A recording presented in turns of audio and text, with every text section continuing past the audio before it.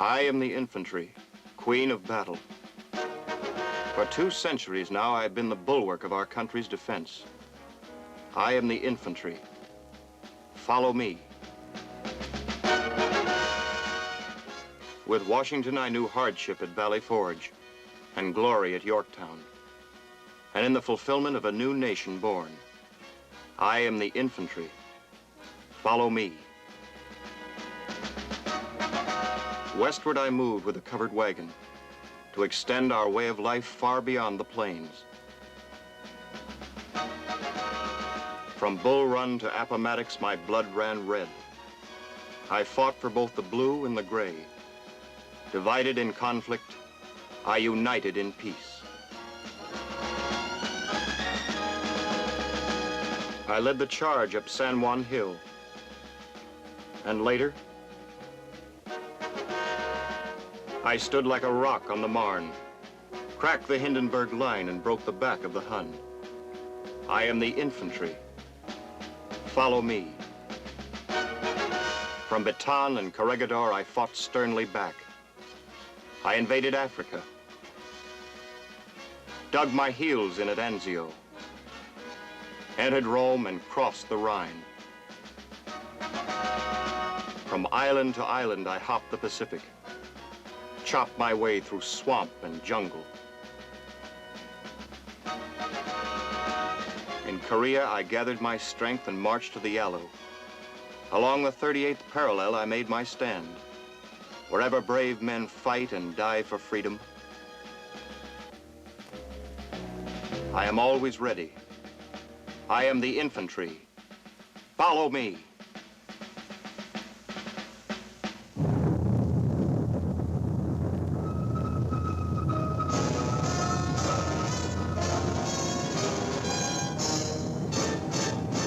The United States Army presents The Big Picture, an official report produced for the armed forces and the American people.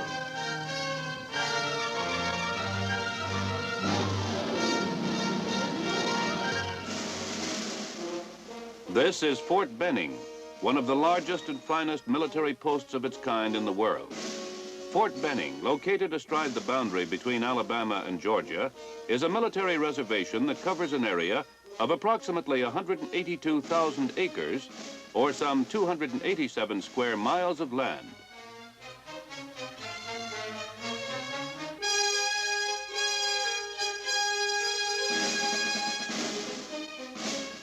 Like all military establishments, Fort Benning is a community of people who speak of themselves as a family, the Army family. Yet, like all people, they have their schools,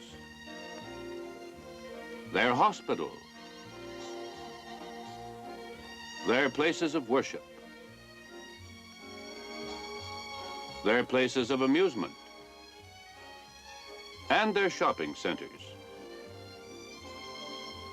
In short, all those services which each of us has come to expect as part of our standard of living. Fort Benning is the home of many Army units, but mainly it is the home of the United States Army Infantry School. This school is responsible for developing infantry doctrine and tactics, and for improving infantry equipment based on the latest scientific and technological advances. Actually, the infantry school is a special kind of university, with different courses that vary in length from 1 week to 1 year. The school conducts approximately 130 classes a year.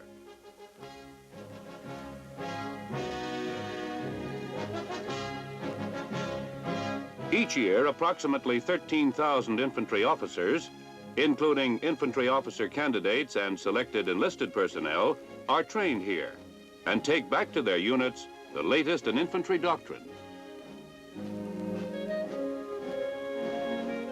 A number come from other branches of the Army, such as armor, ordnance, and engineers. Some may even come from the Navy, Air Force, and Marines. At least 1,000 men each year arrive here for training from 50 different nations around the world, all as interested as we are in freedom for all mankind.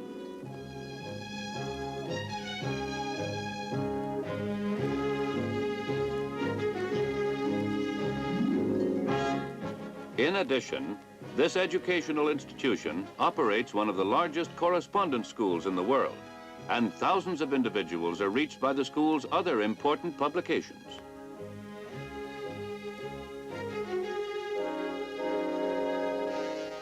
It is little wonder that this institution is considered the fountainhead of all that is best and foremost in infantry doctrine and practice. There are other excellent schools in the same or related fields, but none which has the scope, the impact, or which enjoys a greater prestige than the Army Infantry School at Fort Benning, Georgia. Instruction at the school places more emphasis on practical work than on theory, under the guidance of experts in each field. Each course is designed for the student to learn by doing, to participate actively in the training he receives. For a major objective of the school is to train men to be resourceful, aggressive, and self-reliant. Follow me, which is the school's motto and which literally means I lead the way, is more than a rallying cry. It is a philosophy of purpose. To live up to it, the infantry soldier must be ideally trained and led. And so the focus of the school, both in class and in field exercises, is on the training of trainers, on the development of outstanding leadership and leaders.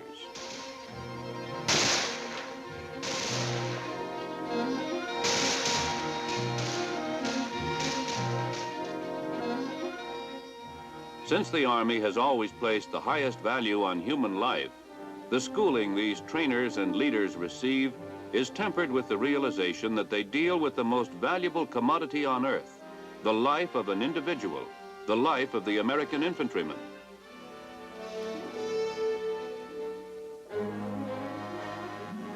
What is an infantryman? Here, as sculptured by soldiers from the infantry center, he is depicted as a fighter, a front runner, a man of courage, unafraid to meet the enemy head-on, face-to-face in hand-to-hand combat. The demands that are placed on this fighting man are more than those placed on any other combat fighter.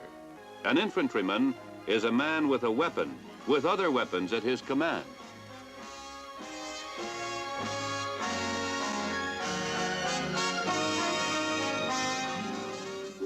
While he is armed with the best weapons that can be designed and produced, his basic fighting tool is, as it has been for years, his rifle and bayonet.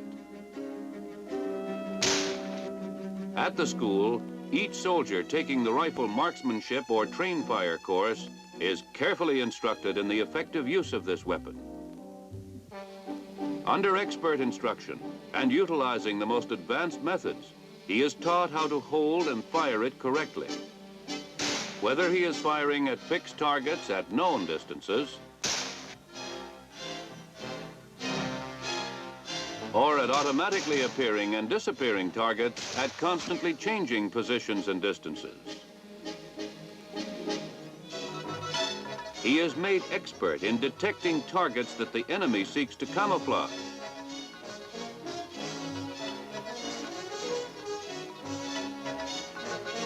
And learns to fire and hit them from different positions. He is taught that aggressive action on his part is the best shield he can use to defend and protect himself. With this in mind, he develops complete confidence in his weapon and a desire to close with and destroy the enemy.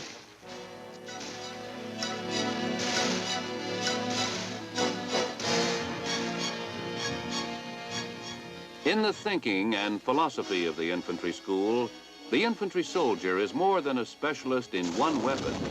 He is a generalist who can employ many weapons. He is, in fact, the master of an arsenal of weapons.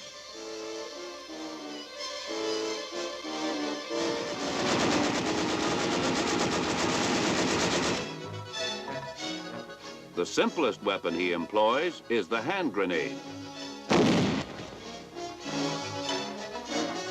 He often refers to it as his pocket artillery.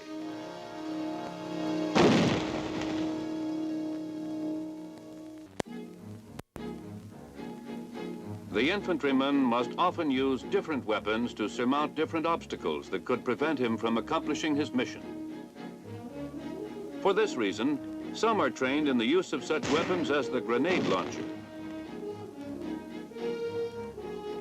Still others in the employment of another infantry support weapon, the flamethrower.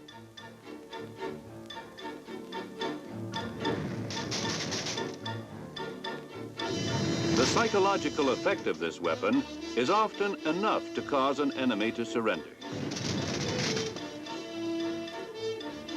Among the many weapons that are standard infantry equipment, none is more versatile and reliable than the machine gun.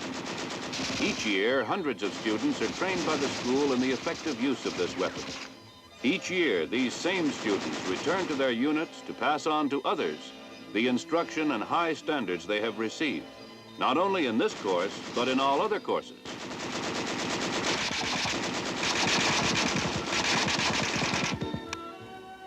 Since the infantry soldier cannot always fire directly on a target, he learns to employ indirect fire weapons such as the mortar. This weapon is fired from a protected position and is adjusted on target by a forward observer. To fight successfully on the modern battlefield and to destroy the mobility of an enemy's tanks and other armored vehicles, today's infantryman has the 106mm recoilless rifle.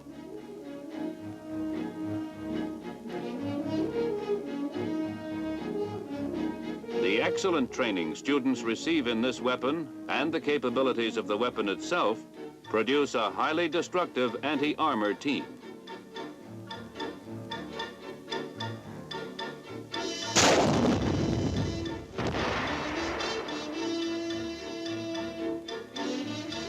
Among the recently standardized weapons available to the infantryman is the anti-tank guided missile. This combat tool is light, self-propelled, remote-controlled, and designed to deliver accurate, lethal fire against all armored vehicles. It may be launched from the ground, from a helicopter, or a vehicle.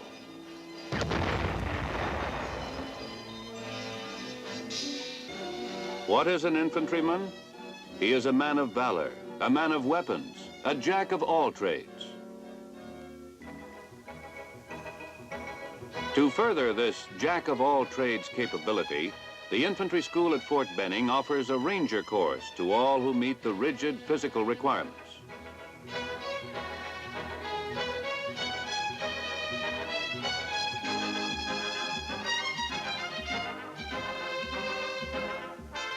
Ranger training is tough, realistic, and challenging. It develops leadership under conditions which closely parallel actual combat. As a result, the Ranger becomes a highly conditioned, highly coordinated individual, physically and mentally. Even before his training is completed, the Ranger has convinced himself that he is capable of far more than he believed possible.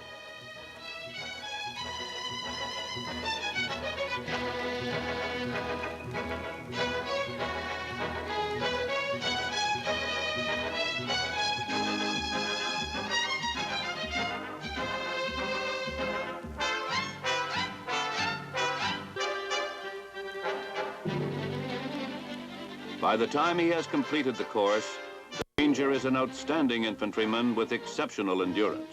He is skilled in field craft and survival,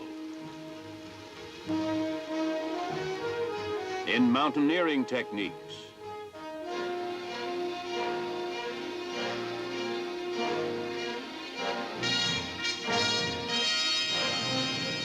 in air-landed and amphibious operations,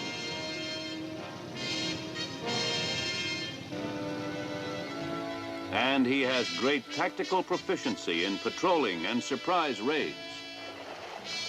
The Ranger, as a specialized infantryman, is indeed a man of great mobility.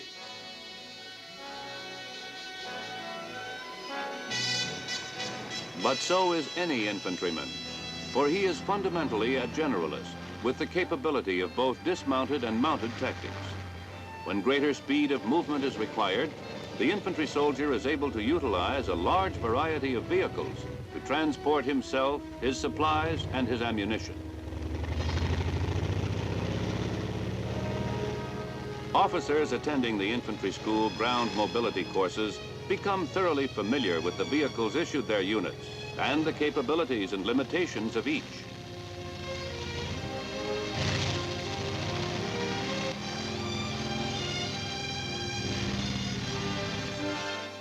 They are taught the techniques of inspecting vehicles to determine their combat readiness. Infantry officers not only learn how to control their available transport, but also the methods and procedures used in the selection and training of drivers for wheeled and tracked vehicles.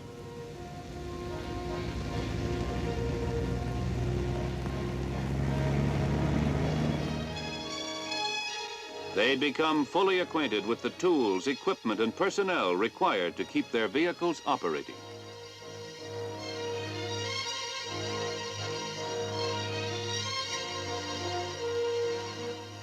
To make certain that these motorized units perform efficiently under all circumstances, enlisted personnel are given extensive training in the care, maintenance, and repair of this equipment.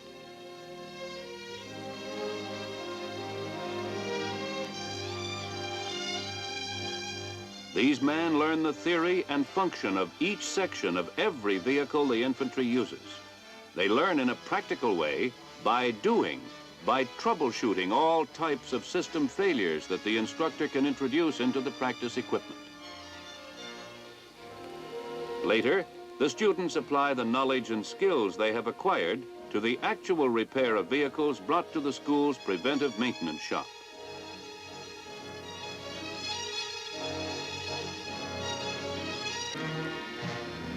Yes, today's infantry soldier is a man of great mobility. He will employ every available means to meet and engage the enemy wherever he may be.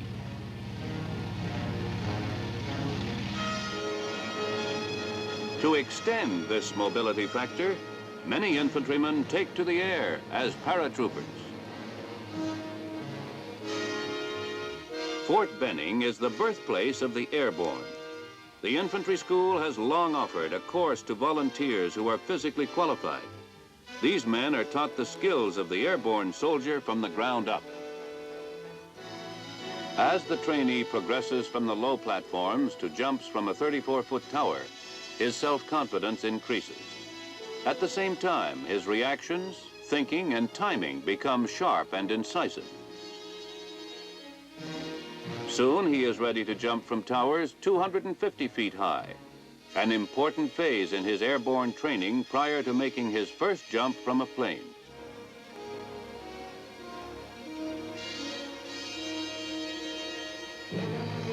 Step by step, he learns to have his courage tested, and step by step he develops into a qualified paratrooper, so that any time the moment of decision comes, he is prepared to meet it and jump into combat. The paratrooper is further trained in the techniques of carrying his supplies and heavy equipment with him over virtually every type of terrain, in a great variety of air mobile operations, and with a flexibility of movement and action that enables the airborne to carry the fight directly to the enemy.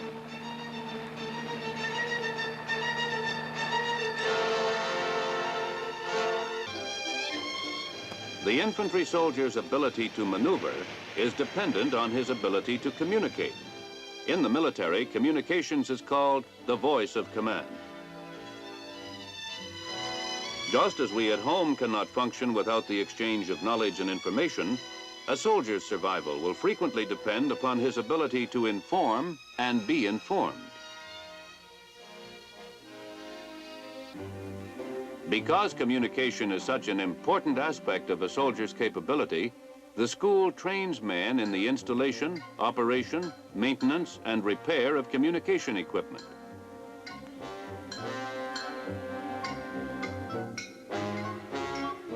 Radio telephone, vehicular and portable. Teletype and radio teletape.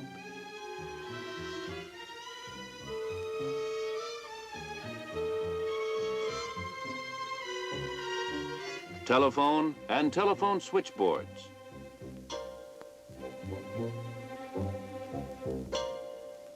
And laying wire in the field, all for the purpose of giving vital installations the capacity for communicating with each other.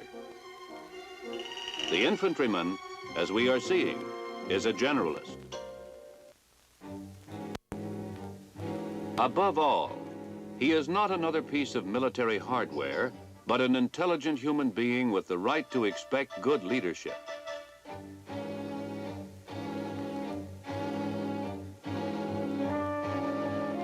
The infantry school, through its Leaders Reaction course, gives each student an opportunity to assess the degree to which his leadership traits are developed. These traits come into sharp focus when the student is placed in the role of leading and attempting to direct a group of men in the accomplishment of a variety of problems. In this problem, the team is faced with the task of rescuing an injured pilot down behind enemy lines. The group encounters a fast-moving stream, and the injured pilot must be transported across the obstacle by means of a single cable. The team has a rope and the makings of a crude carrier for the stretcher. The problem requires the leader to be decisive and exercise sound judgment in formulating a plan to accomplish the mission. The rest of the team cooperate in carrying out the leader's decisions.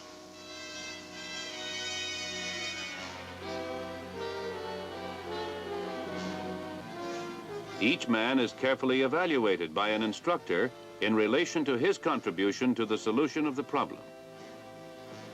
Later, each student will meet privately with his instructor to discuss the leadership strengths and weaknesses that he displayed, along with the steps to be taken for self-improvement.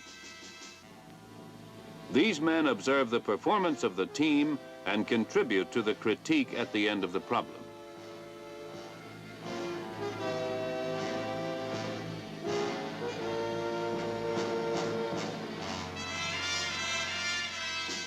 This type of practical work and personal analysis has been extremely successful in developing superior leaders for today's infantry, and in producing men who can not only make decisions quickly and judiciously, but who can revise these decisions to meet each new crisis as swiftly as it develops.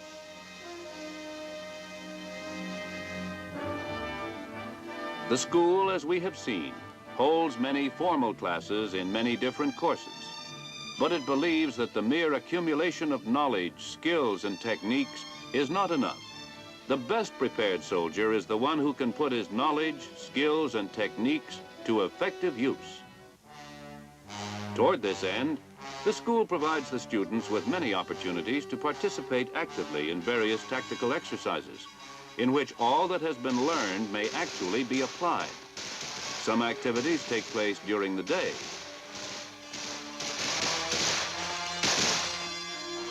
Some at night, each problem employing infantry weapons.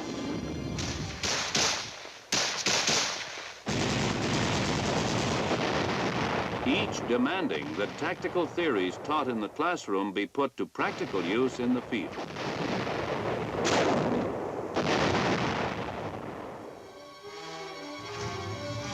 Some problems utilize tanks and other vehicles.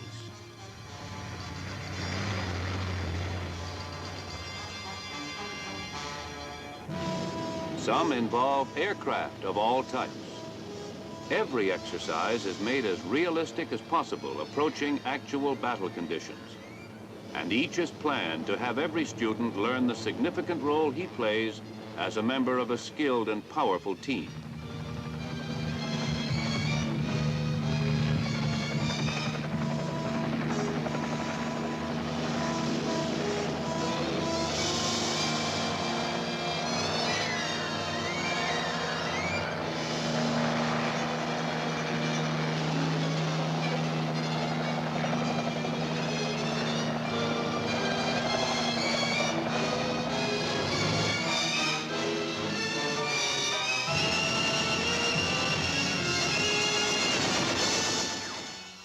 While the infantry soldier is a great force in himself, with the ability to perform the difficult tasks with which he is often entrusted, he recognizes that he is, above all, a member of a team.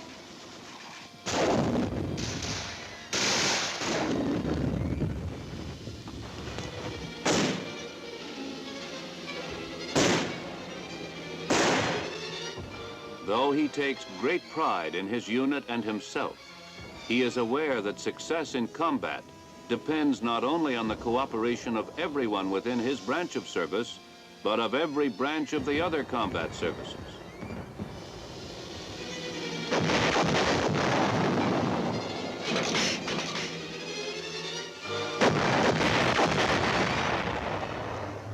He understands that it is the entire team and the combined action which supports him in the mission of helping to safeguard the great institutions of our free society and our valued heritage as a nation.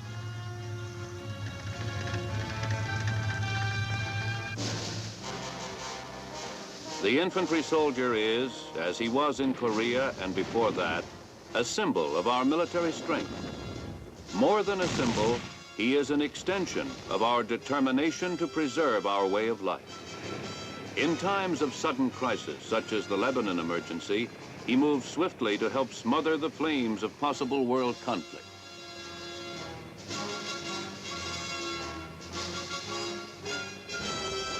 We know that there are basically two kinds of conflict which can arise among nations. The limited or localized war, which generally occurs in relatively isolated areas of the world.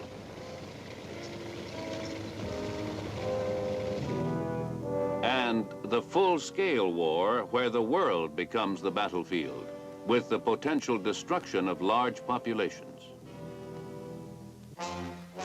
Any future conflict, of whatever proportion, will be decided primarily by the devices created by modern science and technology.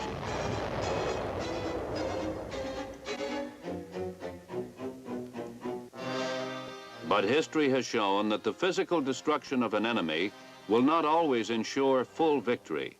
For the only way the will of one man can be imposed on the will of another is by the physical presence of man himself. And here are the men who will crawl out of their foxholes, rifles in hand and a cause in their hearts, to advance that last mile, to take that extra step and fire that extra shot, to carry the fight directly to the enemy and destroy him. And the training he receives at the United States Army Infantry School at Fort Benning will continue his right to that proud battle cry, "I am the infantry, follow me."